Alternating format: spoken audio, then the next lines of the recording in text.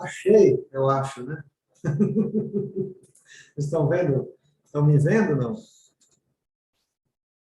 Nossa senhora, está com muita janela aberta aqui hoje. Eu acho que foi.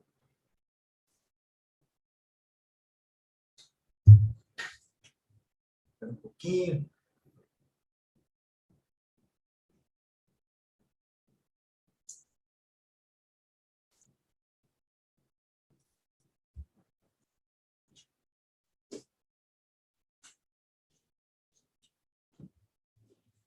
Falando que o som está ruim, o som tá ruim?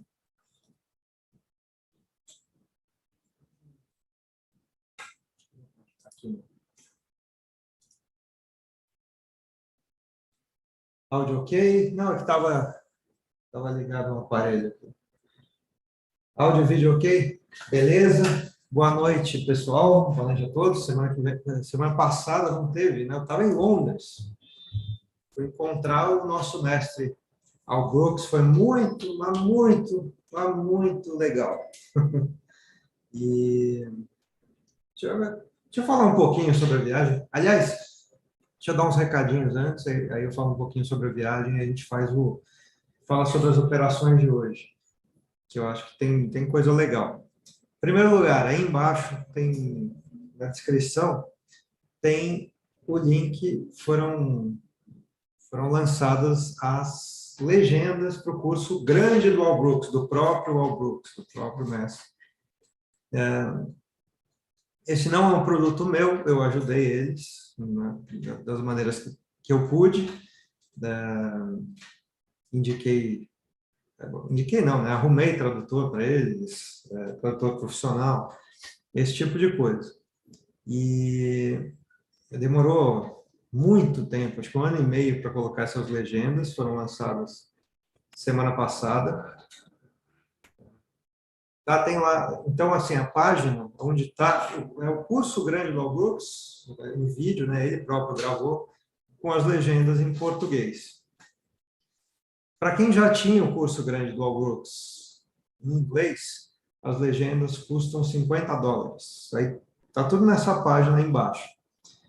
Para quem não tinha, eu não vou nem falar o preço porque eu não me lembro direito, tá? Porque tem umas variações, mas eu acho que sai $450. Dá uma checada nessa página aí. E lembre-se que é em dólar, tá bom? E é direto lá com os gringos, não tem nada comigo, com a Price Action, eu só incentivo, né? Eu sou um entusiasta, gosto muito, me ajudou muito a estudar as técnicas do Al Brooks, então eu acho que ela assim, dá muito prazer facilitar as coisas para as pessoas. Tem ainda os livros do Al, tá? Tem a minha sala te ajuda a ver Price Action na prática. Está aí embaixo também o link para a minha sala. Tem uma sala que eu, né, 3 vezes por semana. Tá bom? Então tem muita coisa para você estudar Price Action. Mas dá uma olhadinha aí nesse projeto que acabou de ser lançado, das legendas. Então esse era um grande recado que eu queria dar, que eu já quase ia esquecendo. O segundo recado é que parece que um brasileiro ganhou a Mercedes lá da X-Station, XTP, sei lá, do campeonato deles lá. E eu ainda não sei quem foi, né? Eu perguntei para eles quem ganhou, de que país, eles falaram que foi um brasileiro, mas eles estão, sei lá, eles fazem algum tipo de checagem lá para ver se não tem conta dupla, coisas do tipo. Então, acho que em breve, quem ganhou vai saber que ganhou uma Mercedes, né? Nada mal. Uma conta, se eu pegar uma conta simulada e sair com uma Mercedes real, realmente foi uma moleza. Eu acho que quem não participou vacilou muito, porque, né, dinheiro que nem era real, alavancagem que não ia machucar sua conta. Então, eu achei muito legal esse campeonato aí da XTB. Parece que né, eu tinha uns alunos que estavam entre os primeiros algumas semanas ali, que conseguiram ganhar aqueles, não sei se era $50 ou $100 por semana que eles davam para os 50 primeiros. Não sei, né? Foi um brasileiro que ganhou. Ano passado foi um brasileiro que ganhou usando Price Action. E esse ano não sei quem ganhou, mas eles falaram que parece que foi um brasileiro. Então, isso eu achei muito legal. Dúvidas do curso dual, tudo isso, vocês entram lá na página, mandem um e-mail para eles. Eu que provavelmente vou responder, eles provavelmente vão repassar para mim os e-mails para eu responder, mas vocês perguntem lá na página para eles, e aí vai ser a resposta segundo o que eles quiserem responder, tá bom? Não é um projeto meu, o curso do eu só ajudo eles, só incentivei que eles fizessem, eles não queriam colocar legenda, eu achava que era uma coisa legal, e depois de muitos anos eles decidiram colocar. O problema todo era sempre pirataria, que eles queriam evitar e tal. E, espero que não vire uma tremenda pirataria, porque fui eu que pedi para eles para fazer. Beleza? Vamos lá. Sobre minha viagem. Eu fui lá para um evento, foi um simpósio bem pequeno, praticamente particular, né? Tem um trader lá chamado Tom, muita gente boa, e ele me convidou para ir. Eu fui assistir. E o Al era um dos palestrantes lá para os alunos do Tom e tal. E foi demais, foi muito bacana. Tinham outros palestrantes também. Eu sou suspeito para falar, preferi de todos o Al Brooks, acho que a maioria que estava lá também. Mas teve muita coisa boa. Eu gravei umas entrevistas com os outros palestrantes, que aí eu vou soltando para vocês aí. Beleza?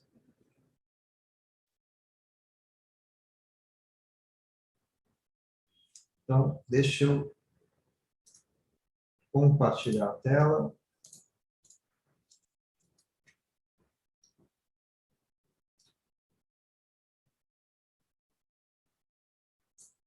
Para o vídeo e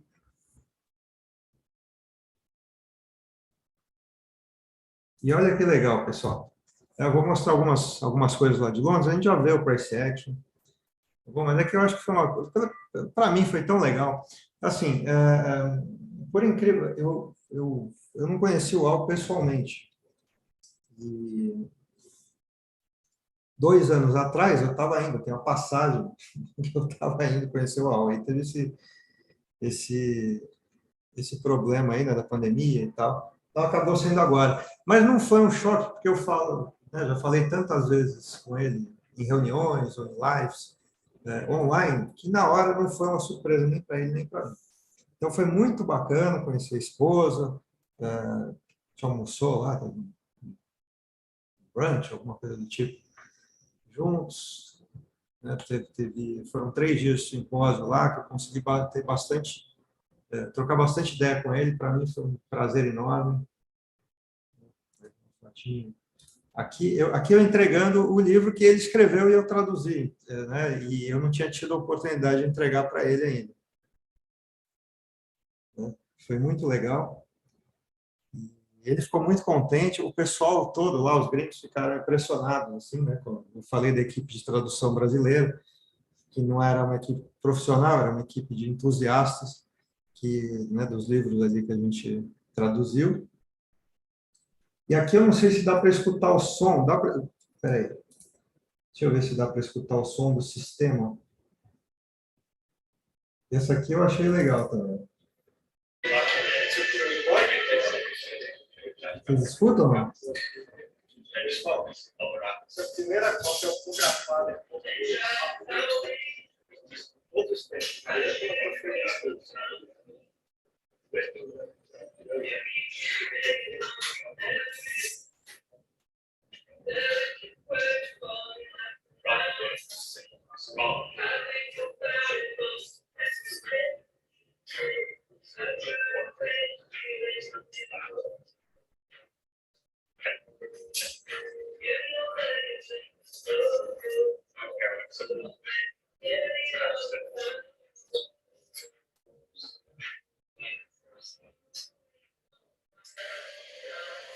E a esposa dele filmando.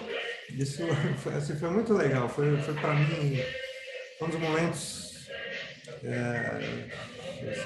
não momentos, né, mas foram alguns dias, assim, muita felicidade para mim, um cara que eu admiro muito, todo mundo sabe disso. E essa aí é a primeira cópia autografada do mundo em português. Eu perguntei para ele se eles tinham autografado alguma em português já. Ele quase não sai de casa, então as pessoas não têm a oportunidade de ver ainda.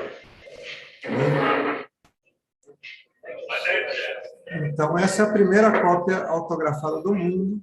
Eu espero que tenham muitas outras, que a gente consiga trazer o Al para cá e que ele possa autografar aí os livros de vocês. Eu achei muito legal. Queria compartilhar com vocês, achei uma coisa bacana de se fazer.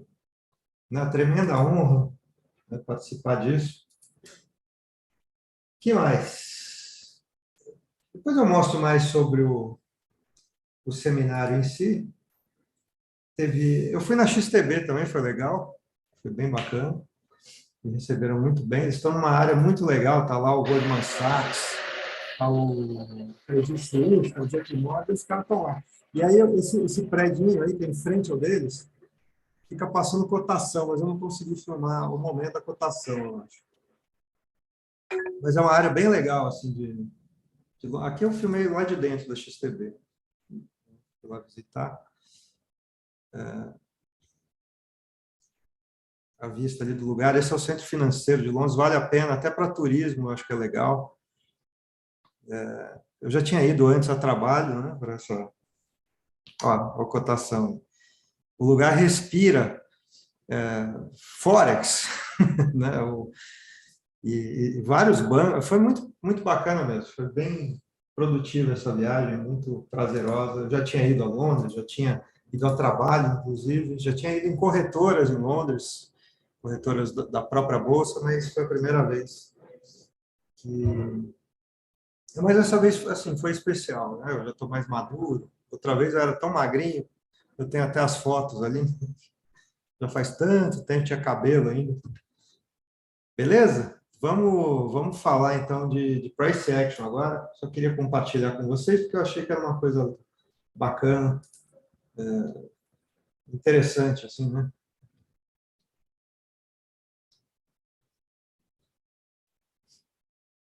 Exatamente, eu estava em Canary Wharf, o Marcelo falou aí. Canary Wharf maravilhoso, os caras estão construindo um prédio assim logo que você sai do metrô, que é um negócio lindo, assim, na beira do rio. Lugar bem legal mesmo, vale a visita, mesmo que seja turística, para ver os prédios que tem ali, o Centro Financeiro de Londres, que é um dos centros financeiros da Europa. Não sei se é o mais importante ou se Frankfurt é o mais importante, mas eu acredito que seja Londres mesmo, não tenho certeza, nunca fui atrás dos dados. O livro Reversões ainda estamos traduzindo, mas está assim, tá bem adiantado. Lá na frente já da tradução, então não deve... Vai mais alguns meses, né? Mas... Bom, vamos lá, pessoal. Vamos falar do dia de hoje. Hoje teve sala, né? Então, aqui estão as mesmas marcações da sala ali, o pessoal que estava comigo vai lembrar, e acabou o dia sendo um triângulo, né? Eu já falo de alguns setups bem operáveis que deram no dia de hoje, mas eu queria pontuar o seguinte: fora essa queda do final, até o quê? 4 e pouco da tarde, assim, o dia era um grande triângulo. Tá? Nem todo dia é assim, a maioria dos dias não é assim. Foi um dia que fez essa máxima e essa mínima aqui e ficou dentro dela por muitas horas e só tinha 800 e poucos pontos ali, acho que uns 850 pontos, se eu não me engano. Tá? Então, você consegue ver o triângulo aqui e consegue ver que os outros dias também a gente está meio que tendendo a ter esse tipo de movimentação lateral de preços. Mesmo quando a gente tem pernas assim, ó, elas revertem rápido. E você consegue ver no diário o porquê disso. Ó, você tá tendo... A gente teve um dia de tendência aqui, né, dia 5 de abril, e depois disso os outros pregões foram meio que laterais e não saíram dessa faixa estreita aqui. Hoje tentando, né, hoje fechou inclusive com uma barra pequena, mas ainda assim uma barra de tendência, fechou abaixo da metade. Mas, assim, só saiu no final do dia mesmo. Tentou sair dessa faixa. Então, os dias têm sido dojis. Então, a não ser que a gente tenha algum tipo de tendência entrando, alguma coisa assim, né, provavelmente a gente tende a ver algo assim, né? Fica um tempão, fica 1, 2 semanas nesse lenga-lenga e não sai da faixa. Se a gente tiver um dia, assim, que tem um tipo de barra desse para baixo ou para cima, aí talvez a gente consiga sair dessa situação aí. Tá, mas até lá eu acho que vale a pena ter prudência e operar os dias já entra com uma cabeça meio que a chance é maior de lateralidade. Ó, como demorou para quebrar isso aqui. Bom, deixa eu tirar esse bando de linha. Bom, mas fora isso, antes de você saber que o dia era um triângulo, ele abriu assim, ó, com forte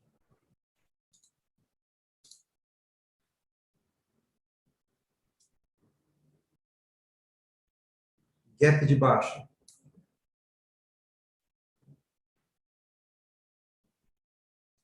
E o mercado ficou always in short. Só que ele ficou always in short numa situação onde, claro, você vê que é um padrão de muitas e muitas bases, portanto é um padrão, um tempo gráfico maior, mas ele ficou always in short logo na abertura, numa parte onde é uma location boa para compras. E aí vem sempre aquela dúvida que você tem que avaliar. Se a característica dominante é uma pressão forte ou se a característica dominante é um suporte forte. E a partir disso é que você vai fazer os seus trades.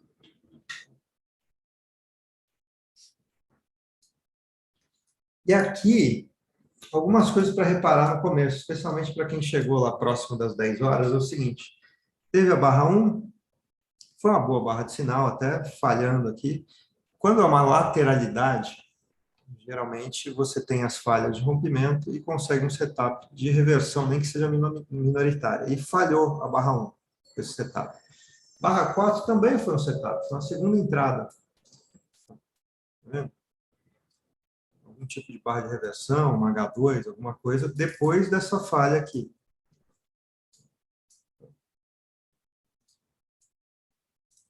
E também falhou a barra 4, em levar uma alta.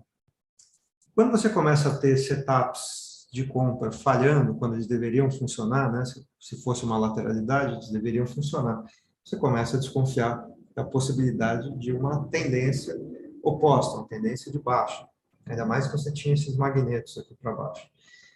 Barra 8 foi uma ótima barra de sinal. Né? Inclusive, uma terceira tentativa de subir. Né? Não é uma wedge tão óbvia, mas dá para ver ela como uma wedge. Né? Barra 1, talvez barra 4 mesmo, não tendo feito uma mínima abaixo da 1, e depois barra 8 com uma excelente barra de sinal. E ela também falhou, ou seja, quando eu falo falhou é o seguinte, acima das barras, ou nesse caso aqui no fechamento da barra 1, né, mas acima da barra 4, acima da barra 8, onde num bom setup deveria ter compradores, tinha o quê? Vendedores. O mercado reverteu e buscou o stop dos compradores. Então, assim, você tinha bons... E você já poderia desconfiar que estava always em short por causa do gap de abertura. Quando o gap é pequeno, tudo bem, geralmente você pensa, o gap vai ser preenchido. Mas quando o gap é assim, grande, você não sabe. Você fica ali em cima do muro, acho que é 50% para cada lado. E aí você não sabe muito bem o que fazer, em termos de gap, né? Então, o que acontece? A barra 9, né, foi um bom setup de venda para uma falha da barra 8. Assim como a barra 3 foi um bom setup de venda para a falha da barra 4. Né? Barra 2, a mesma coisa. Né? Então, assim, desde o início do dia, dava para pensar em always in short, por causa desse gap de abertura aí, e boas barras de sinal, boas oportunidades de entrada, tanto para swing quanto para scalp. Você não sabia até onde que ia. essa coisa toda. Quem for mais conservador, quem está com medo de perder, não faz vendas aqui embaixo. Né? Quem está sendo assim bem cauteloso, vai achar o seguinte: essa zona aqui é proibida para vendas. E tudo bem. Quem vai fazer isso na prática é o quê? Alguém muito iniciante, alguém que né, ainda está com medo de fazer os trades, que só vai fazer assim aquele trade que for perfeitinho, porque ele quer consistência na conta, né? Quer começar a construir, todo mundo quer consistência na conta, mas ele quer começar a construir os primeiros, né, passos rumo à consistência. Então, ele é mais seletivo, um trader bem iniciante ou um trader que está perdendo já há bastante tempo. Esse cara muito seletivo não vai fazer esses trades aqui de venda. Ele vai ver só o seguinte: a pressão está forte, eu não vou fazer os de compra, que é o que ele iria fazer normalmente. Tá? Até que haja o quê? Alguma sequência, tipo reversão majoritária de tendência, alguma coisa assim. Até lá, ele tem a opção de ficar de fora. Agora, para os outros traders, né, para a maioria dos traders, o pessoal que já está há mais tempo, e ele vai enxergando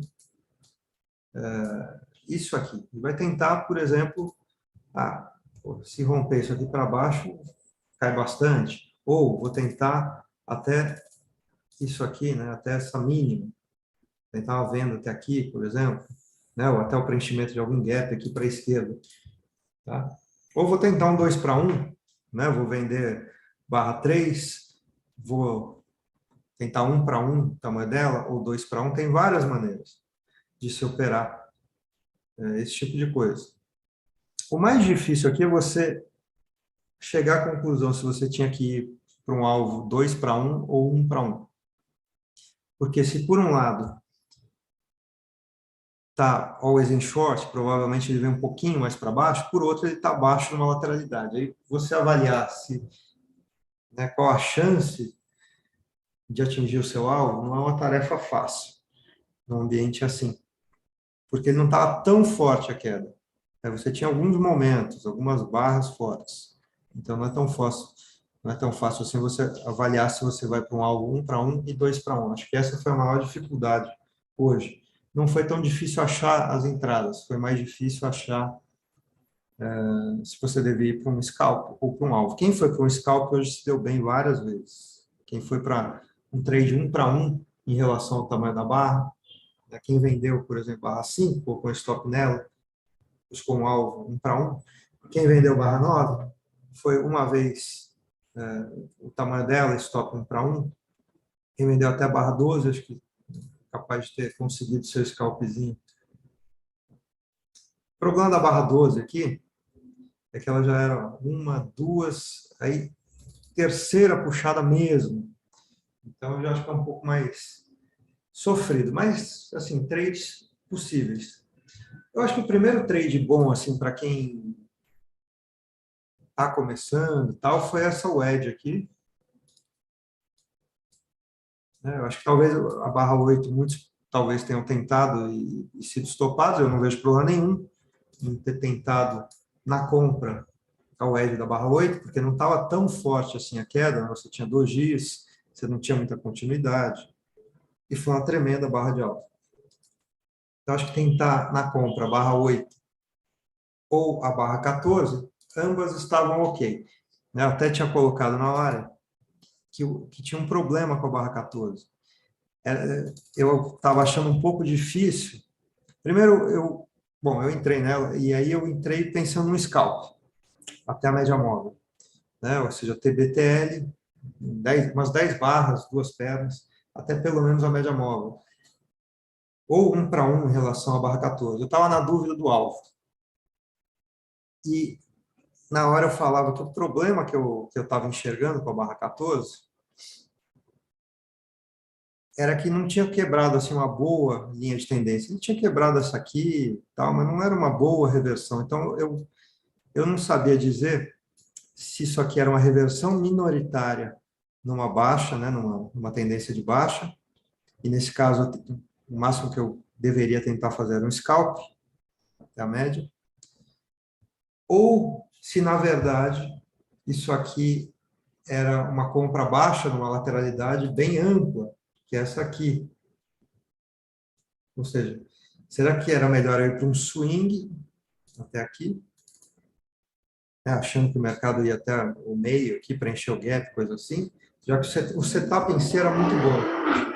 Uma, duas, três puxadas, boa barra de sinal e tal. Baixa numa lateralidade. Então, valia a pena tentar, na minha opinião. E eu tentei. Mas estava difícil saber o seguinte, vou para um swing ou vou para um scalp? Acabou que não fiz nenhuma coisa nem outra. Que eu entrei para um scalp, mudei de ideia na barra 16, alonguei para um swing, gerenciei como um scalp e acabei saindo no 0 a 0 aqui. E eu acho que eu sairia desse trade no 0 a 0 ou leve perda de qualquer maneira, porque é uma barra como a 20,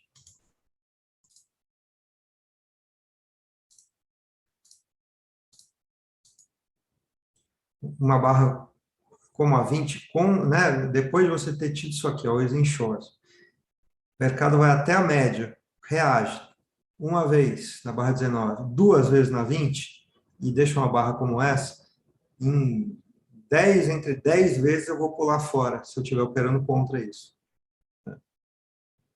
Tem uma perna de baixa que eu não sei se é uma tendência de baixa ou se é uma lateralidade.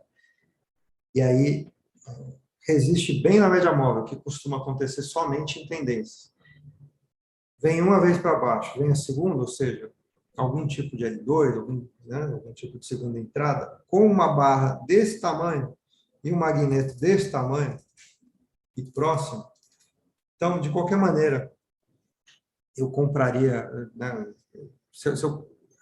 eu comprei aqui, mas se eu tivesse, eu não ia segurar para um scalp um trade desse. Deu certo, né? Deu aí muitos pontos, deu 2 para 1 de alguma maneira. Comprasse a 14, deu 2 para 1. 1 para 1, 2 para 1. Eu não realizei lucro aqui no 1 para 1, então acabei saindo no 0 a 0, infelizmente. Mas eu acho que era um trade bastante factível de se fazer. Né? Alguns traders vão preferir sair na média móvel, ou 1 para 1. Tinha boa chance de você conseguir esse trade 1 para 1. E outros iam tentar um swing até aqui em cima, porque poderia ser um trade aí de 1.000 pontos. Tinha aqui uns 600 pontos, um pouco mais até aqui. Então, conseguiria 1.000 e tantos pontos. Então, acho que um trade, talvez o melhor do dia até então, para se tentar.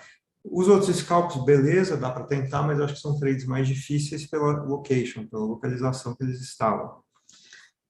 Essa reversão majoritária de tendência aqui, ó, quebra de trendline, né, ela não teve barras suficientes no teste da mínima anterior. Então, ela deixou a mínima mais alta, foi uma boa barra de sinal, mas tudo assim se sobrepondo. Então, aqui eu não acho legal comprar perto da média móvel, sendo que não era uma reversão majoritária de tendência daquela recomendada. Ela é uma reversão majoritária de tendência, sempre que você tiver isso aqui, né, a quebra de trendline.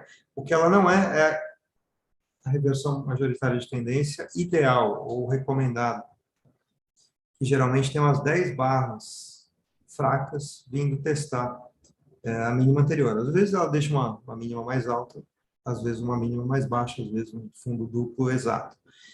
Então, isso aqui dá para tentar, mas eu não acho que é uma boa compra, né? Nem essa, nem essa. Essa aqui ainda vai por causa do fundo duplo aqui, ó.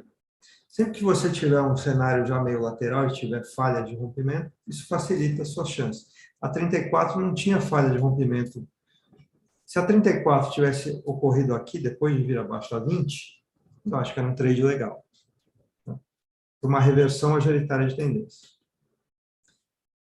E falhou, tudo falhou ao longo do dia. Então, se você comprou aqui, talvez...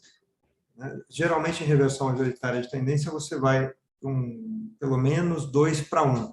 Nesse caso aí, eu acho que deu 2 para 1, mas eu acho que você não ia ter caído fora do trade. Aí ele deu 2 para 1. Tá? Quem comprou acima da 43, durante a 52, achou um alvo 2 para 1. Muitos iriam sair, mas eu acho que outros, depois de ver essa altinha, várias barras de alta e tal, e espaço até aqui em cima, ou até aqui em cima, eu acho que muitos iam deixar o trade, sair só de metade, por exemplo. Então, Bons setups no dia. Esses scalps iniciais das barras de baixa após correções, depois de ter ficado always in short, com magnetos abaixo. A barra 8, que não deu certo, uma wedge, com uma boa barra de sinal, deu stop, podia sair abaixo da 9, ou abaixo da 8, ou abaixo da 7. A barra 14, outra wedge, várias maneiras de entrar no fechamento dela, acima dela, 50% dela, no preenchimento do gap depois, durante a barra 17, qualquer coisa assim. O problema dela, a saída. Se você não saísse 1 para 1, ou na média móvel, num scalp, possivelmente você ia acabar saindo com uma pequena perda abaixo da 20. Tá? Então, no meu caso, eu saí no empate. E se não tivesse saído no empate, eu ia sair com essa perdinha abaixo da 20 e vou fazer isso 500 vezes se eu tiver situações assim. Tá? Essa simplesmente faz parte. E a outra entrada boa, acho que foi essa aqui, reversão majoritária de tendência, mínima mais alta, falha de rompimento no 34, alvo pelo menos de metade 2 para 1, a maioria eu acho que não ia sair de tudo no 2 para 1. Talvez saísse depois aqui, ou ia sair no empate durante a 60.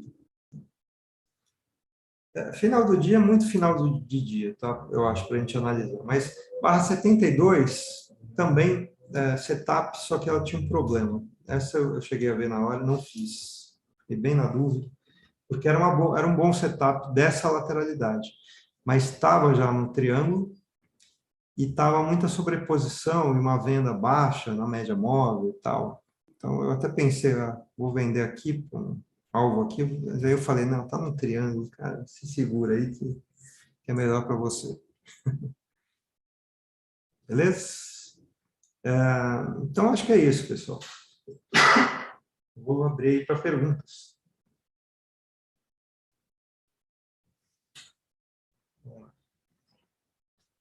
Vamos ver que está abaixo da 89. Que andou aqui no chat. Comprar abaixo da 89 era válido? Eu acho que esse horário do dia, sinceramente, melhor não fazer nada. E eu não acho que é bom você comprar nunca um TTR com uma ordem limitada quando ele está em cima da média móvel ou quando ele está logo abaixo da média móvel. Não é bom. Se você for comprar um TTR, que ele esteja acima da média móvel ou que ele esteja distante da média móvel. Aí você compra abaixo do TTR, mas não na média móvel. Então, eu não acho uma boa compra. Tá bom? O meu curso, eu tenho aí também o link para deixarem o nome. Para falar a verdade, eu não fiz uma data ainda, não parei para ver isso, pessoal. Mas deixem o nome lá. Quando eu ver que tem, enfim, tem bastante gente interessada. Eu não olho essa lista já faz um tempinho, eu confesso. Aí eu abro. Tá bom? Eu não estou fazendo. Não tô correndo muito atrás disso agora, mas assim, talvez em maio eu abra alguma coisa, eu abra a turma, ou em junho.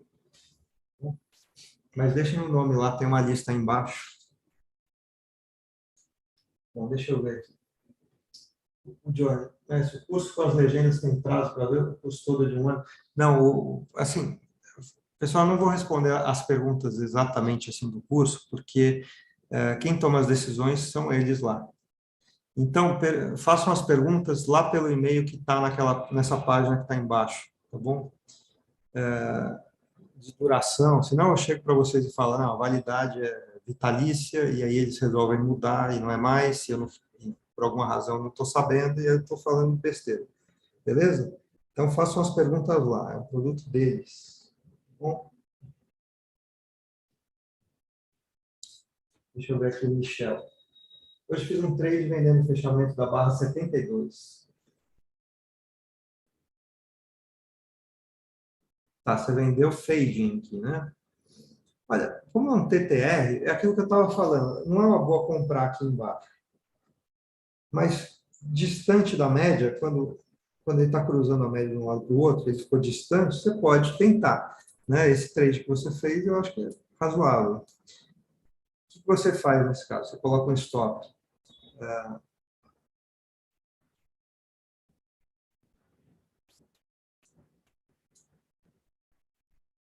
Geralmente eu pego da mínima até o fechamento, coloco um stop um pouquinho acima desse movimento projetado e coloco o alvo abaixo. Aqui faz um scalp. Eu não vendo esse tipo de coisa geralmente para tentar um swing. Deu super certo. Stop acima da máxima do dia, olha, não é um super stop, porque acima da máxima do dia eu iria querer vender.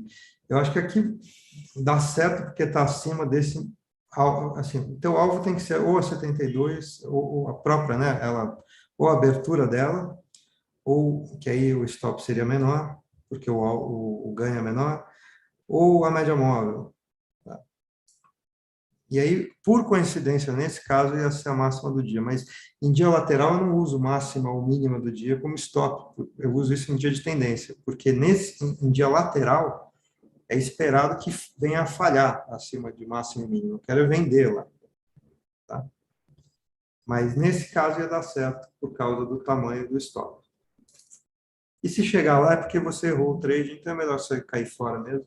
Mas aqui provavelmente tinha uma chance de ser puxado para dentro aqui. Tá?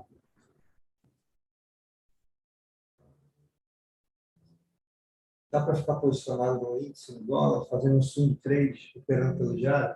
Eu acho que é muito trabalho, Evandro. Você não precisa ficar assim, né, operando dois mercados, já é difícil operar um só. Prestar atenção em tudo que você tem que prestar, ainda vai olhar dois, e esses dois são correlacionados. Então, você vai ficar alavancado, você vai, sei lá, tá vendido em um, talvez comprado no outro, porque eles são inversamente correlacionados. E é a mesma coisa que você está vendido só em um deles, ou comprado só em 10, né? Só em um deles. Então, eu não acho que vale o trabalho você operar índice e dólar ao mesmo tempo, eu acho muita coisa. Se for para operar dois mercados, opera dois não correlacionados, tipo índice Bovespa e barriga de porco, né? Em algum CFD ou algum futuro lá em Chicago. E né, que eles não têm correlação. E aí você opera a barriga de porco no diário, ou no 30 minutos, sei lá, em um tempo gráfico diferente. Opera nos 5 minutos o índice Bovespa. Aí sim. Como você faz para atingir para ver o alvo? A gente usa a equação do trader. Eu vejo qual é o meu stop e projeto o alvo uma vez, ou duas vezes, ou três vezes o tamanho do meu stop, que é para a conta dar certo, para a matemática funcionar na minha conta. Não é nenhum número mágico, assim, o 1 para 1 que a gente usa, nesse caso, é só para que a conta feche. Tá? Se eu achar que eu tenho 60% de chance de acertar aquele trade e fizer trades 1 para 1, ao longo do tempo minha conta fica positiva.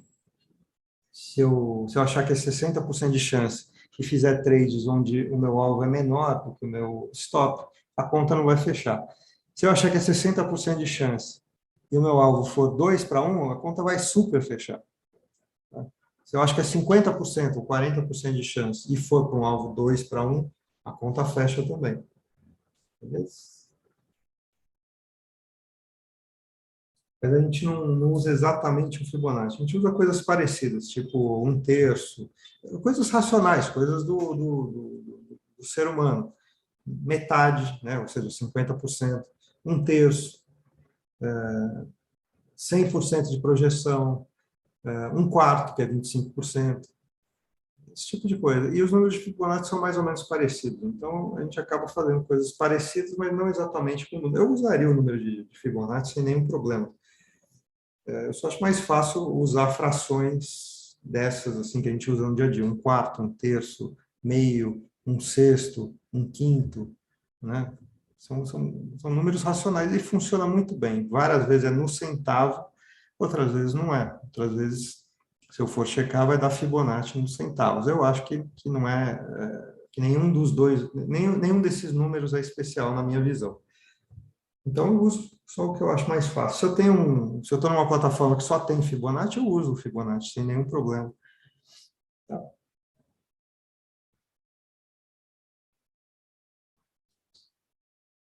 Isso de agora.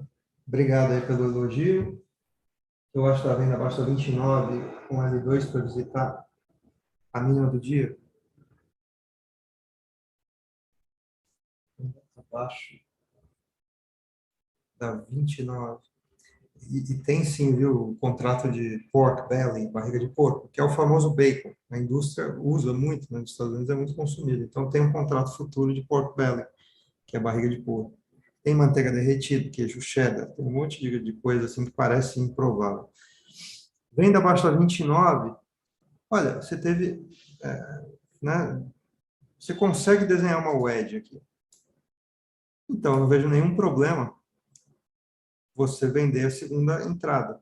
Eu não gosto, é o fato de estar um TTR, eu não gosto de vender na média, eu geralmente prefiro não vender, e não gosto do fato de ser um corpo de alta. Mas aqui, para quem estava na hora, vai lembrar que aqui teve armadilha, né? Até o final dessa barra, isso aqui estava na máxima. Era uma grande, forte barra de alta. Ou seja, os que foram comprando assim na empolgação, acima da 28, tiveram que estopar. Então, acontece que era uma boa venda assim a 29, mas agora olhando com o gráfico parado não parece, porque você não está enxergando muito bem a armadilha. Se você até enxerga pela sombra, mas está mais difícil.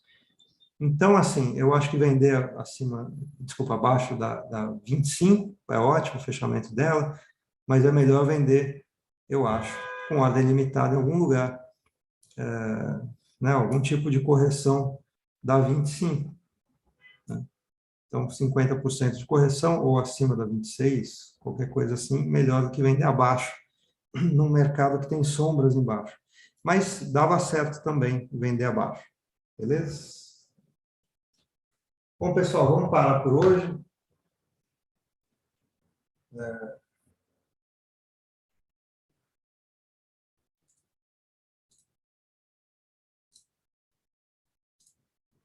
Beleza? Foi muito legal. Quem chegou agora no finalzinho, volta lá para o começo, tem uns vídeos lá da minha viagem de price action, né, para Londres. Tem mais coisa, depois eu passo outras coisas para vocês. E lembrando, agora tem o curso legendado dual. Não tem nada que substitua o curso dual. A minha sala complementa o que você aprender no curso dele. O meu curso complementa o que você aprender no curso dele, né? Ajuda a acelerar o aprendizado, né, do curso dual em algum ponto da sua carreira. Se você quer seguir como um trader profissional, você vai ter que ter, né, os livros, que é a fonte, né? Você consulta lá, ele vai a fundo em cada uma das coisas, é uma genialidade incrível. Então, está embaixo o link, tá, para as legendas. Eu sei que a gente, né, tem muita gente no Brasil que não gosta de legendas, a gente optou por legendas, mas vai parando o vídeo, tal, que dá certo. Tá? Eu já estudei por legenda, outras coisas, e funciona bem. Valeu, pessoal. Até segunda que vem. E para o pessoal da minha sala, quarta-feira, estamos juntos. Aliás, quem quiser minha sala, tem aí o link aí embaixo também. Lá eu aplico price action por 1h30, 3 vezes por semana na abertura. Valeu.